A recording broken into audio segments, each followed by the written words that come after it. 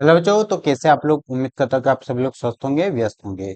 तो हम लोग अध्याय नंबर 1 फसलों का उत्पादन और प्रबंधन के बारे में बात करें, वो प्रोटेक्शन एंड मैनेजमेंट के बारे में। जो बच्चे आज हमसे पहली बार जुड़े हैं, उनको मैं बता देता हूँ कि हम लोग जवाहर नवोदय विद्यालय कक्षा 9 के लिए कंप्लीट कोर्स करवा रहे हैं, जिसमें हम लोग अभी साइंस के बारे में बात कर रहे हैं। ये आज साइंस का क्लास नंबर 4 है। इससे पहले हम लोगों की 3 क्लासेस कंप्लीट हो चुकी, तो जो बच्चे आज हमसे पहली बार जुड़े हैं वो प्लेलिस्ट में जाके बाकी 3 क्लासेस को भी देख लें, ताकि उनकी जो क्लासेस है वो कंटिन्यू हो सके।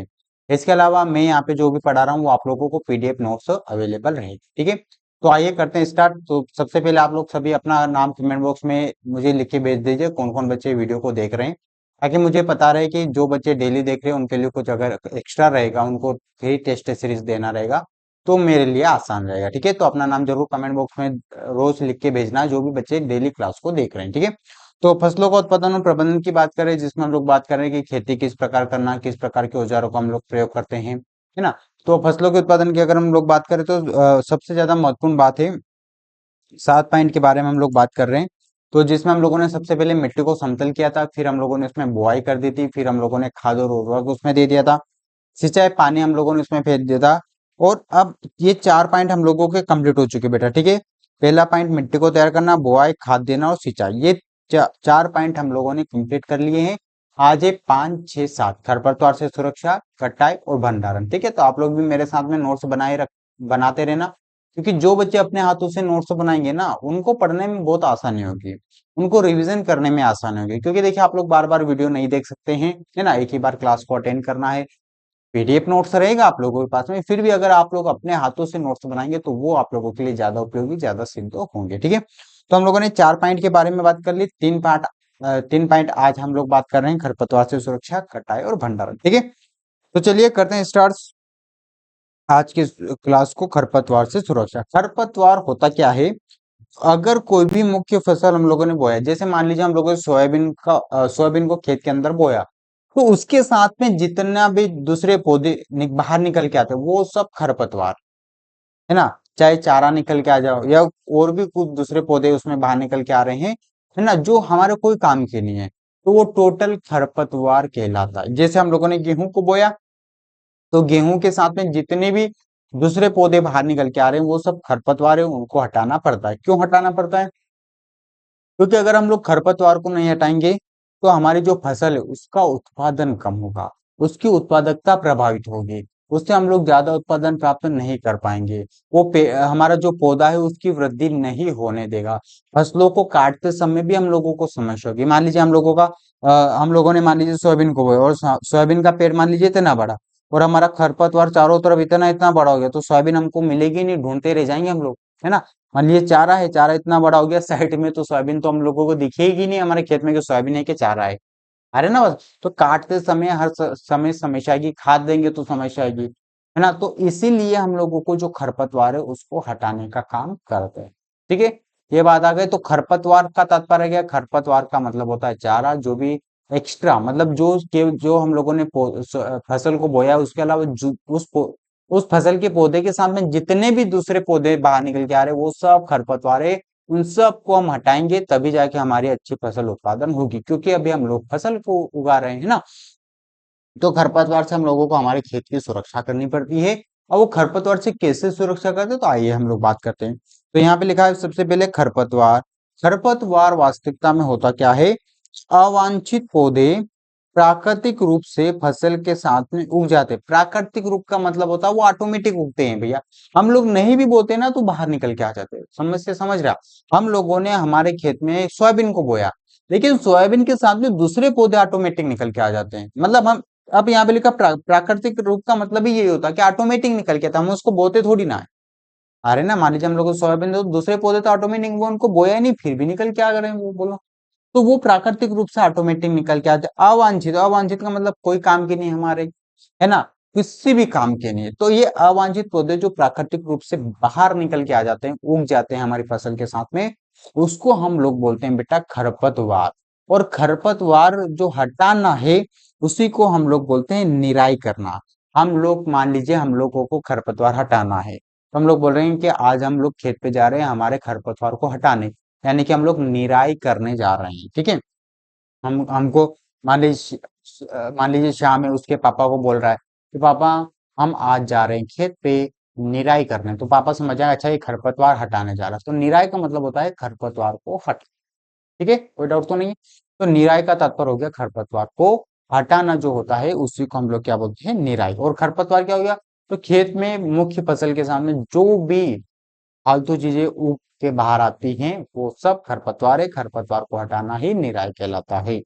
अगला पॉइंट की हम लोग बात करें, खरपतवार पौधों की वृद्धि पर प्रभावित करते, प्रभाव डालते हैं बेटा, है ना, मैंने पहले बोल दिया अगर खरपतवार होगा, चारा कुछ भी खरपतवार होगा तो वो फसल की, जो हमारा पौधा है उसकी उत्पादकता क्षमता प्रभावित करेगा, उसको बढ़ने नहीं देगा, उसमें बहुत सारी बीमारियां उत्पन्न कर देगा, इसलिए खरपतवार को हटाना होता है। तथा कटाई में भी बाधा डालता है, मैंने बता दिया। इतना बड़ा हम लोगों का सोयाबीन है, आसपास बहुत बड़ा बड़ा चारों ओर, कैसे काटेंगे हम लोग, है ना, ये गेहूं में भी अगर होगा तो कैसे काटेंगे, तो दिक्कत आती। खरपतवार को हटाया जाता है खुरपी और हेरो से, ठीक है। खरपतवार हटाने के दो यंत्र है, एक खुरपी या हेरो, खुरपी को ही हेरो बोला जाता है, ठीक है। खुरपी क्या होती है, तो देखिए इस प्रकार से कुछ ऐसा उसका डिजाइन होता है, यहाँ से पकड़ के उसको ऐसे खेत में डाल दी के उसको बाहर निकाला जाता है, किसको, हटाले को, ठीक है। तो खुरपी या हेरो का प्रयोग हम लोग खरपतवार को हटाने के लिए काम करते हैं, ठीक है। निंदाई का भी काम किया जाता है, निराई, निंदाई को हम लोग क्या बोलते हैं, निराई भी बोलते हैं, ठीक है। तो खरपतवार को जो हटाना उसको हम लोग निराई बोलते हैं। तो खरपतवार क्या है, ये बात आगे समझे। खरपतवार जो अवांछित पौधे होते हैं, जो प्राकृतिक रूप से ऑटोमेटिक निकल के आते हैं, इसको हटाने की निराई कहते हैं। और इसको हटाने के लिए खुरपी या हेरो यंत्र का प्रयोग करते हैं। अच्छा, खरपतवार को हटाने के लिए बेटा कुछ केमिकल का भी प्रयोग किया जाता है, कुछ दवाइयों का भी प्रयोग किया जाता है। जैसे आप लोगों ने गांव में अगर आप लोग हैं तो आप लोगों ने सुना चारा मारने की दवा, इसका मतलब क्या होगा कि सोयाबीन में बहुत सारा चारा हो रहा, तो चलिए भैया उसमें हम लोग दवाई का छिड़काव कर देंगे, है ना। जो टंकियां आती है, टंकियां तो कंधे पे डाल के हैं, आजकल वर्तमान में ट्रैक्टरों पे टंकी आ रही है, पूरे खेत में नली लेके इधर उधर घूमो छिड़काव करो। तो वो क्या करती है कि जो चारा होता है, जो भी दूसरी मतलब मुख्य फसल के संबंध जो दूसरी पौधे उग जाते हैं, उनको सबको खत्म करने के लिए हम लोग केमिकल यानी कि दवाइयों का भी प्रयोग करते हैं, ठीक है। तो दवाइयाँ क्या होती, मुख्य फसल को प्रभावित नहीं करती। जैसे मान लो हम लोगों ने चारा मारने की, सोयाबीन ने चारा मारने की दवाई को उसमें छिड़काव कर दिया, तो वो मुख्य फसल को प्रभावित नहीं करती है। वो जितना भी चारा उस सबको खत्म कर देते, उस पूरे को जला देती, ठीक है। तो ताकि हम ये चाहते हैं कि हमारी फसल की सुरक्षा हो, उसका अधिक से अधिक उत्पादन हो, दूसरे पौधे उसके साथ में नहीं उगे, ठीक है। तो हम लोग वर्तमान में दवाइयों का भी प्रयोग करते हैं। और इस प्रकार से खुरपिया हेरो ये हाथ से चलते बेटा, ठीक है। खुरपी और हाथ से चलाने वाले यंत्र है, ठीक है। चलिए आगे हम लोग बात करते हैं। रसायनों के उपयोग से भी खरपतवार नियंत्रण किया जाता है, जिन्हें खरपतवार नाशी कहते हैं। मैंने अभी बोला एग्जाम्पल के लिए 4D, 4D क्या, अगर प्रश्न आ गया कि 4D क्या है, तो खरपतवार नाशी, ठीक है। तो जो खरपतवार के उपयोग से खरपतवार नियंत्रण किया जाता है, जिन्हें खरपतवार नाशी कहते हैं। उदाहरण के लिए 4D हो गया, 4D एक खरपतवार नाशी है, ठीक है। वेलर 32 आप लोगों ने नाम सुना हुआ है ना, ऐसे बहुत सारे नाम होते हैं, नई नई दवाइयां नई नई कंपनियां आजकल बना रही, ठीक है। स्प्रे, ठीक है।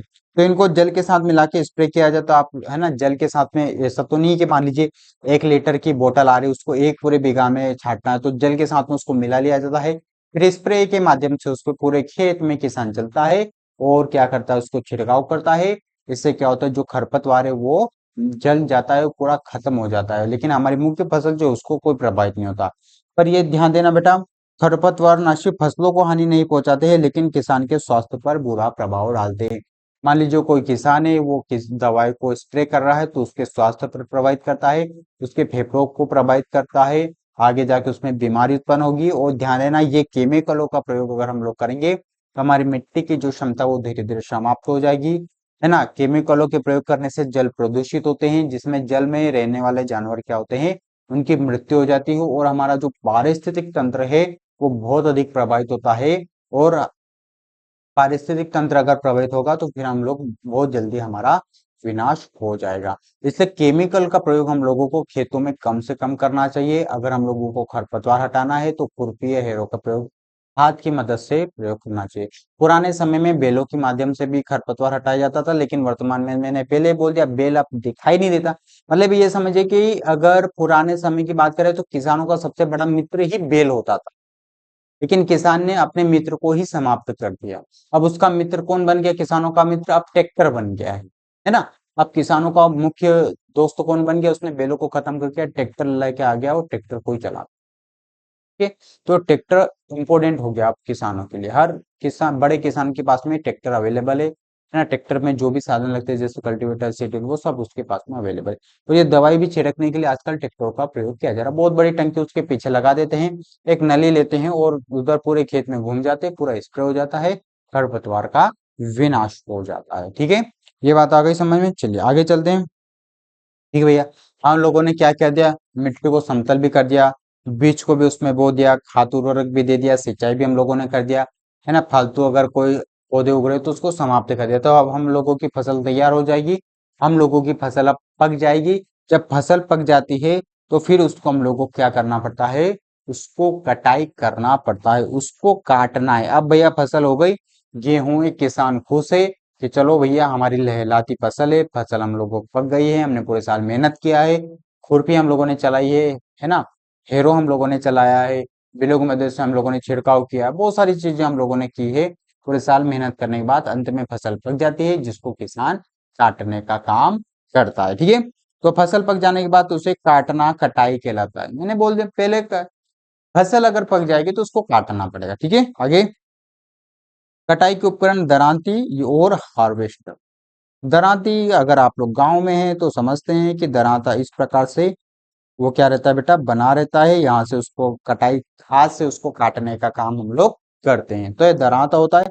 हार्वेस्टर, हार्वेस्टर तो आप लोगों ने देखा होगा ना, बड़ी बड़ी मशीन क्या होती है, पूरे खेत को बहुत जल्द, देखिए हाथ से काटेंगे, फिर उसको इकट्ठा करेंगे, फिर थ्रेसिंग मशीन में उसको निकालेंगे, बहुत लंबी प्रोसेस। लेकिन आजकल एक बहुत बड़ा यंत्र, हाथी से भी बड़ा यंत्र आ गया है, जिसका नाम है हार्वेस्टर, है ना। हार्वेस्टर हाथी से भी बड़ा दिखाई देता है। हार्वेस्टर आ गया, हार्वेस्टर हमारे खेतों में चलता है, वो फसल को काट भी देता है, वो निकाल भी देता है, वो भूसे को अलग भी कर देता है, और हमारे तुरंत लाके फसल को दे देता है। और हार्वेस्टर का प्रयोग हम लोग किसमें करते हैं, अधिकतम गेहूं में करते हैं।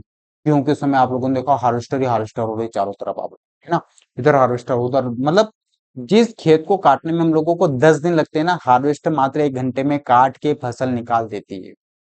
इतना काम जो है वो फास्ट हो रहा।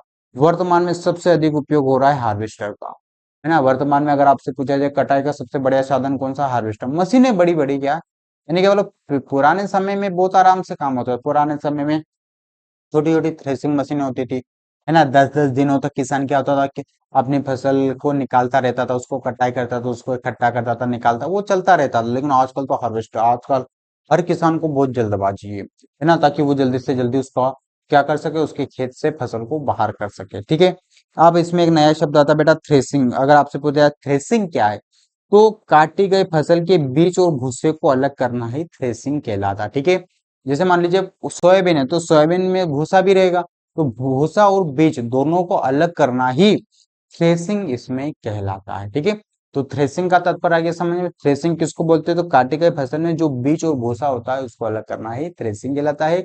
बीज ही हम लोगों के लिए इंपॉर्टेंट होता है, भूसा जो होता है वो जानवरों को, जैसे है ना पशुपालन करते हैं, जैसे भैंस रखते हैं, गाय रखते हैं, तो उसको खाने में काम आता है भूसा।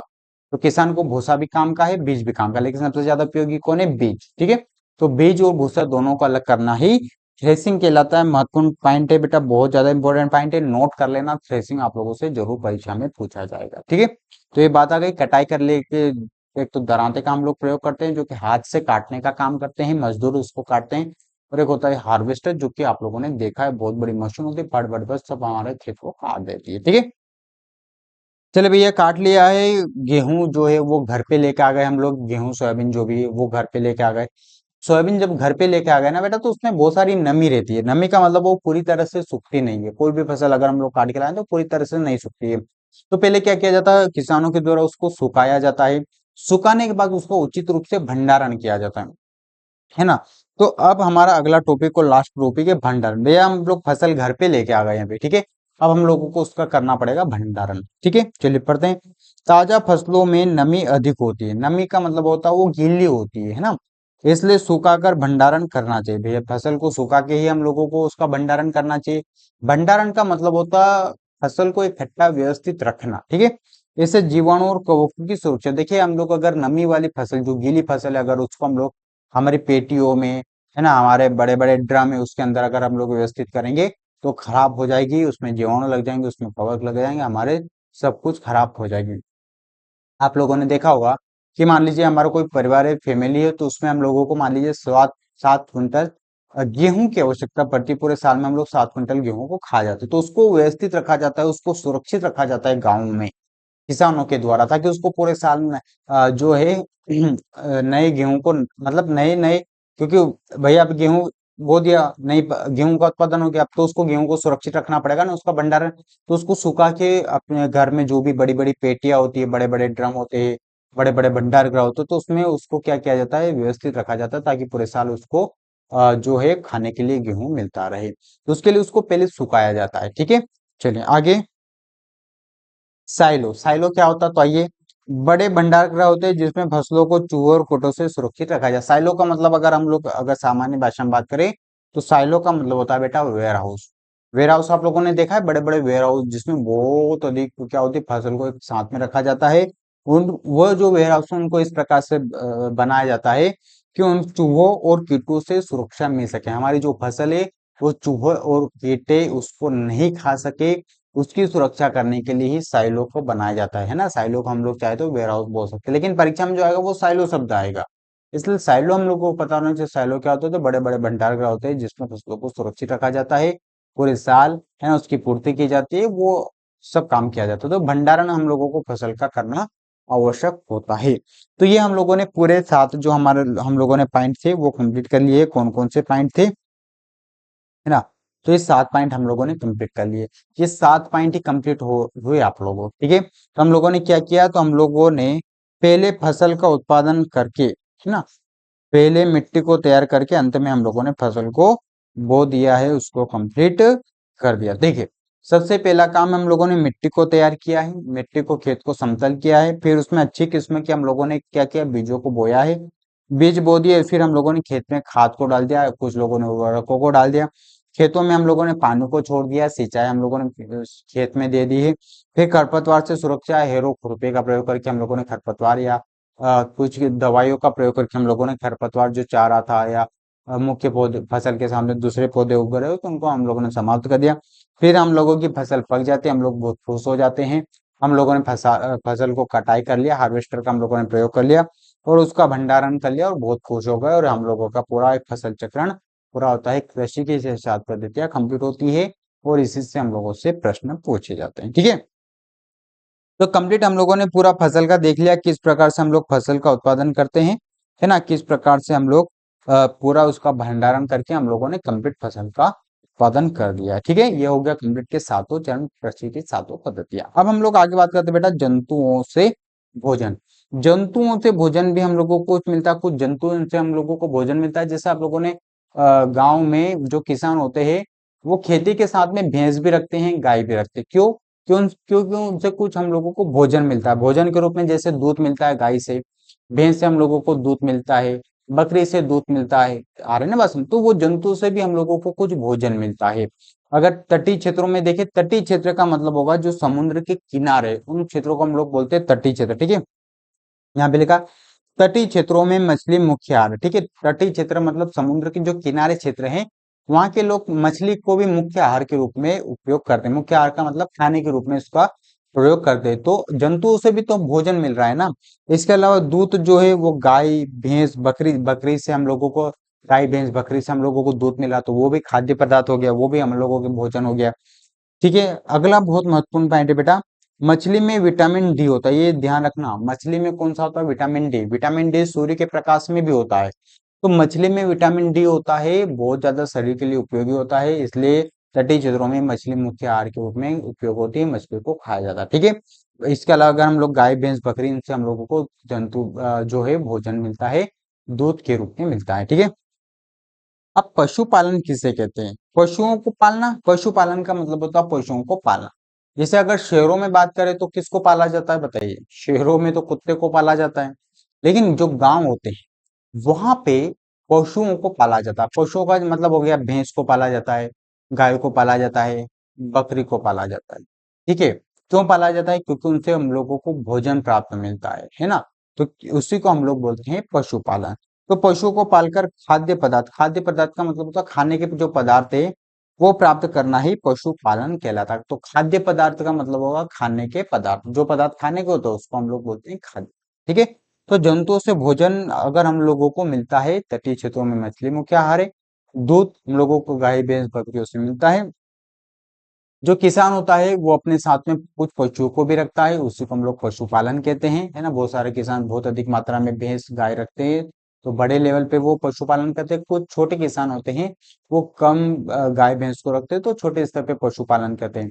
इसके अलावा जैसे मुर्गियों का भी पालन किया जाता है ना। बकरियों का भी बहुत बड़े बड़े फार्म होते हैं, वहां पे इनका पालन किया जाता है, क्योंकि उनसे खाद्य पदार्थ हम लोगों को मिलता है। ठीक है, तो जंतुओं से हम लोगों को भोजन मिलता है। ठीक है बच्चों, तो इसके साथ में ये जो आपका अध्याय नंबर 1 है, फसलों का उत्पादन और प्रबंधन, कंप्लीट होता है। इसी के आधार पे मैंने जो पढ़ाया आप लोगों को है, इसी के आधार पे आपसे परीक्षा में प्रश्न पूछे जाएंगे, वही आप लोगों को उसका आंसर देना है। ठीक है, तो अब हम लोग क्या करेंगे बेटा, अगली जो क्लास होगी वो बहुत ज्यादा महत्वपूर्ण क्लास होगी, क्योंकि उसमें हम लोग डिस्कशन करने वाले हैं कि हम लोगों ने जो पढ़ा है वो प्रश्न हम लोगों को उनका आंसर पता है या नहीं, है ना। हम लोगों ने पढ़ तो लिया है ना। तो आप लोग सभी बच्चे कल तैयार रहना।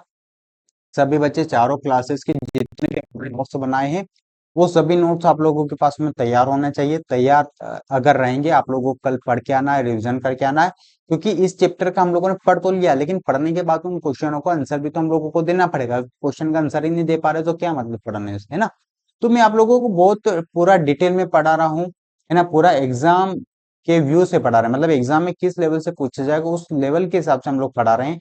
पिछले ईयर के पेपरों का एनालिसिस करके हम आप लोगों को पढ़ा रहे हैं। ठीक है, तो बहुत महत्वपूर्ण महत्वपूर्ण चीजें हम लोग पढ़ रहे हैं बेटा, क्योंकि हम लोगों को अलग अलग सब्जेक्ट है, बहुत सारे है ना, 3-4 सब्जेक्ट, तो सभी को हम लोगों को पढ़ना पड़ेगा। ठीक है, तो ये आप लोगों का अध्याय नंबर 1 कंप्लीट होता है। कल हम लोग प्रश्न उत्तरों के बारे में बात करेंगे कि इनसे कौन कौन से प्रश्न हम लोग डिस्कशन करेंगे। कल पूरे कंप्लीट प्रश्न उत्तरों के ऊपर ही केवल चर्चा होने वाली है।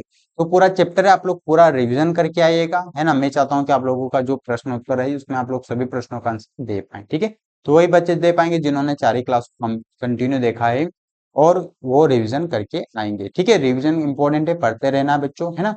तो जो बच्चे आज हमसे पहली बार जुड़े उनको मैं बता देता हूँ, हम जवाहर नवोदय विद्यालय कक्षा 9 के लिए यूट्यूब पे फ्री में कोर्स करवा रहे हैं। आप चाहते हैं कि हम लोगों ने जो पढ़ाया, आप लोगों के सामने जो स्लाइड दिख रही है पूरा पीडीएफ में आप लोगों को मिल जाए, तो नवोदय अकेडमी जो ऐप है उसको डाउनलोड कर लेना है। तो वहीं पे आप लोगों को पीडीएफ नोट्स के रूप में मिलने वाला है ना। जो भी टेस्ट होंगे वो वहीं अकेडमी के ऐप पे ही मिलेंगे। जो बच्चे आज हमसे पहली बार जुड़े हैं चैनल को सब्सक्राइब कर देना, कमेंट बॉक्स में अपना नाम लिख देना, वीडियो को लाइक कर देना, तथा अपने दोस्तों के साथ में भी इसको शेयर कर देना, है ना। अगर आप लोग वीडियो को लाइक करते हैं और चैनल को सब्सक्राइब कर दे तो हम लोगों को मोटिवेशन मिलता है, हम लोगों को लगता है कि और भी बच्चों को पढ़ाना चाहिए, हम आप लोगों के लिए और मेहनत कर सके। ठीक है, तो आज की क्लास हम यहीं पे रखते हैं। अब आप लोगों से अगली क्लास में मुलाकात होगी, तब तक के लिए ठीक।